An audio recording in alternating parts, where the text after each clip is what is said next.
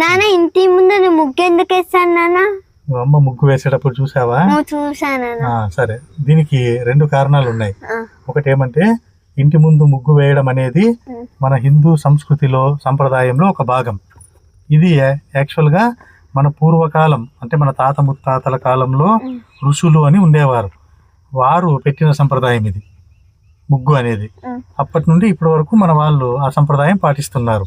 ఇంకో కారణం ఏమంటే ఇంతకు ముందు బియ్యపు పిండితో చేసిన ముగ్గు వేసేవాళ్ళు.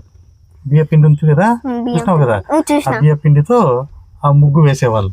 దీనివల్ల చీమలు కానీ ఇంకా చిన్న చిన్న పురుగులు, చిన్న పక్షులు అవన్నీ వచ్చి ఆ బియ్య పిండితో వేసిన ముగ్గు ఉంటుంది కదా, దాంట్లో ఆ ఆహారం పనికొచ్చేది వాటికి. అవి తినేవి, చీమలు అయితే ఆహారం తీసుకొని వెళ్ళేవి. అట్లా మనం ఉండేది మన కోసమే కాదు, ప్రకృతిలో ఉన్న జీవుల కోసం కూడా.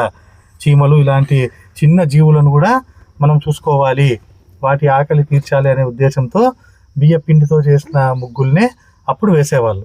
కానీ ఇప్పుడైతే ముగ్గులు చాలామంది వేయడం లేదు, లేదంటే ఏదో రాళ్లతో శుద్ధ ముక్కలతో తయారు చేసిన పిండితో వేస్తారు. అలాగే కొంతమంది అయితే ముగ్గు స్టిక్కర్స్ వస్తాయి, వాటిని టైల్స్ మీద అతికిచ్చేస్తారు. అట్లా అతికిస్తే ముగ్గు వేసే పని లేదు ఇంకా. అలాంటి స్టిక్కర్స్ అతికించడం వల్ల నీకు చీమలు, గువ్వలు అవన్నీ వచ్చి ఆహారం తీసుకొని పోతాయా? తినేకి వస్తుందా స్టిక్కర్ని? లేదు. కాబట్టి అలా ముగ్గు వేయడం చాలా తప్పు. ముగ్గు అనేది బియ్య పిండితో చేసిన ముగ్గు పిండితోనే వేయాలి. వేస్తే అది ఒక లక్షణకరం, ఒక సంప్రదాయం.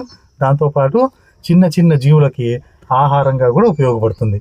అర్థమైందా ముగ్గు ఎందుకు వేస్తారని? అర్థమైందా? ఓకే.